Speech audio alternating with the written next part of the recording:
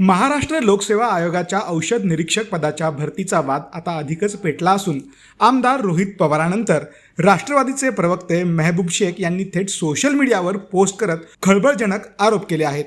अवघ्या 3 महिन्यांच्या फरकात एकाच परीक्षार्थीचा निकाल थेट तळापासून शिखरावर कसा पोहोचला असा संतप्त सवाल त्यांनी उपस्थित केला आहे. या संशयास्पद आणि धक्कादायक निकालाची तातडीने स्वतंत्र व निष्पक्ष चौकशी करण्यात यावी अशी मागणी करत शेख यांनी प्रशासनाच्या कारभारावर गंभीर प्रश्नचिन्ह उपस्थित केले आहेत. ते नक्की काय म्हणाले तुम्हीच ऐका. नमस्कार. एमपीएससीच्या ड्रग इन्स्पेक्टरची जी काही परीक्षा झाली त्याच्यामध्ये मोठ्या प्रमाणात घोटाळा झाला. ती परीक्षा वादाच्या भोवऱ्यात अडकली. अनेक विद्यार्थ्यांनी त्या ठिकाणी तक्रारी केल्या.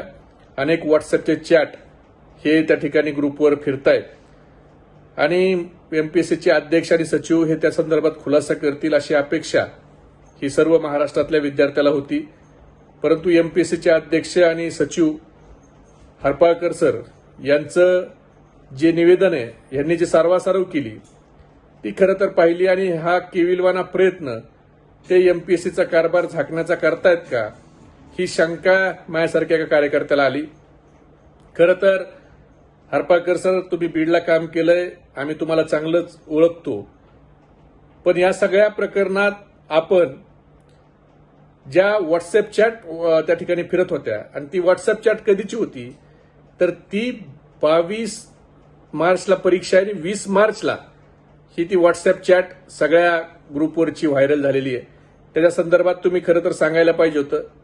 पण यांनी तक्रार केली, त्यांनी माघारी घेतली. ठीक आहे, विद्यार्थ्यावर काही दबाव आणला गेला, त्यांना त्यांच्या भविष्याची चिंता आहे, परत आपण परीक्षा द्यायची, आपण कशाला झंझटीत पडायचं असं मानणारा एक विद्यार्थ्यात मोठा वर्ग आहे. पण तेच विद्यार्थी आम्हाला देखील पुरावे पाठवत असतात. आमचा साधा प्रश्न आहे की ज्या मुलीचे व्हॉट्सअप चॅट व्हायरल झाले त्याच्या संदर्भात आपण काय कारवाई केली? आपण करा ना, पोलीसमध्ये एफआयआर करा, एसआयटी नेमा आणि त्याची चौकशी करा. नंदुरबारच्या साध्या एका ठाकरेपासून तर एमपीएससीत बसलेला कोण माणूस हा त्याच्यामध्ये सहभागी आहे हा महाराष्ट्राच्या जनतेला कळायला नको? मी काही उदाहरणं त्या ठिकाणी आता सांगणार आहे. माझी अपेक्षा आहे की किमान एमपीएससीनी याचा तरी खुलासा करावा का हे मार्क कसे आले. एक पायल लांडे नावाच्या विद्यार्थिनी आहेत, ताई गृहिणी आहेत त्यांना डिसेंबर 2025 मध्ये 30-31 त्यांनी एफडीएची एक केमिकल अॅनालिस्टची परीक्षा दिली. त्याच्यामध्ये त्यांना 72 मार्क मिळाले आणि त्यांचा रँक होता 10,270वा. 10,270वा ह्या त्या ताईचा रँक होता. आणि मार्चमध्ये परीक्षा झाली ड्रग्ज इन्स्पेक्टरची. असा काय चमत्कार झाला की मार्चमध्ये जी परीक्षा झाली त्याच्यामध्ये त्या ताईचा रँक हा 10,270हून ह्या परीक्षेत मात्र डायरेक्ट 31 वर आला. त्या ताईचे माननीय मुख्यमंत्र्यांच्या सोबत फोटो आहेत. भाजपाचे आमदार अभिमन्यू पवारांच्या सोबत त्यांच्या पतीचे आणि त्यांचे फोटो आहेत. असू शकतात, त्याच्याबद्दल आम्हाला काही बोलायचं नाही. पण आता विद्यार्थ्याच्या मनामध्ये शंका निर्माण झाली की 3 महिन्यापूर्वी ज्या ताईला 10,270वा जिचा रँक आहे ती 3 महिन्याच्या नंतर असा काय चमत्कार झाला आणि एमपीएससी मध्ये परीक्षा दिल्यावर त्यांचा रँक डायरेक्ट 31वा आला. याचा खुलासा एमपीएससी करणार आहे का नाही? त्या विद्यार्थ्याला सगळ्या महाराष्ट्रातल्या ह्या जाणून घ्यायचा अधिकार आहे. त्यांच्यामध्ये क्युरियोसिटी की मुख्यमंत्र्यांच्या आणि भाजपाच्या आमदाराच्या सोबत ह्या लोकांचे संबंध आहेत म्हणून हा घोटाळा दडपला जाणार आहे का?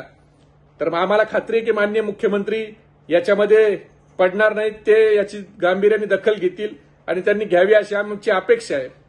दुसरं एक उदाहरण आहे, ऋतुजा अमृत पाटील या ताईंनी ऑक्टोबर 2025 मध्ये या ताईंनी डीएमआरची फार्मासिस्टची ग्रुप सी ची परीक्षा दिली. त्या परीक्षेमध्ये या ताईचा रँक हा 27,222वा होता. आणि आता या ड्रग्स इन्स्पेक्टरच्या परीक्षेमध्ये या ताईचा रँक हा डायरेक्ट 7वा आला.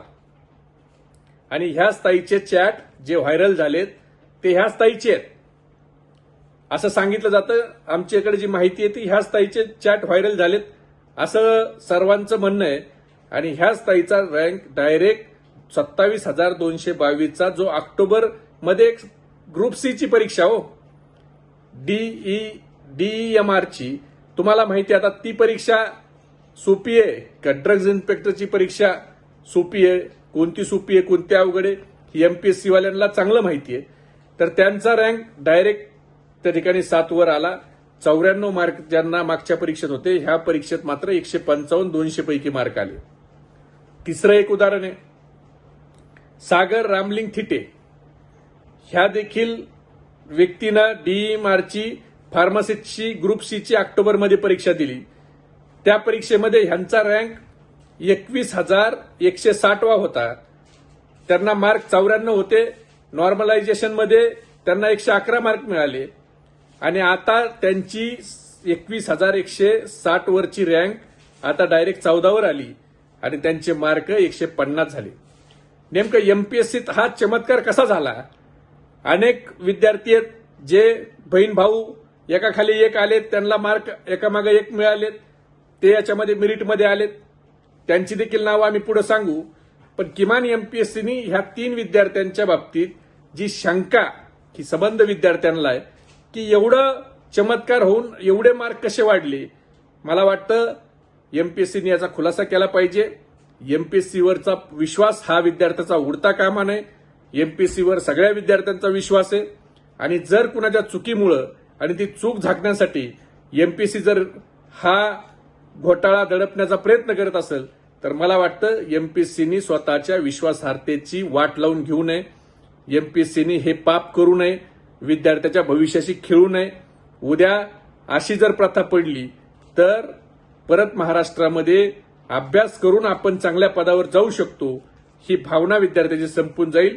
म्हणून परत एकदा हरपाळकर सर, तुम्हाला आणि एमपीएससीच्या अध्यक्षांना विनंती आहे की याच्यामध्ये लक्ष घाला, टोलवाटोलवी करू नका.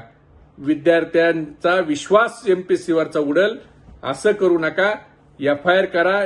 माननीय मुख्यमंत्री महोदय, तुमच्यासोबतचे एका यातल्या कॅन्डिडेटचे फोटो आहेत, त्यांचे कुटुंब आपल्याशी संबंधित आहे. म्हणून आपण देखील तातडीनं याच्यामध्ये लक्ष घाला आणि हे दूध का दूध पाणी का पाणी करा. आणि ह्या परीक्षेमध्ये व्हॉट्सअप चॅट कसे बाहेर आले, प्रश्नपत्रिका कशी बाहेर आली, त्या सगळ्या लोकांचे सीडीआर काढा. कसा आर्थिक व्यवहार झालाय, नंदुरबारचं काय पाटील ठाकरे कनेक्शन आहे हे आपण काढावं, एवढीच आपल्याला विनंती आहे. जय हिंद, जय महाराष्ट्र.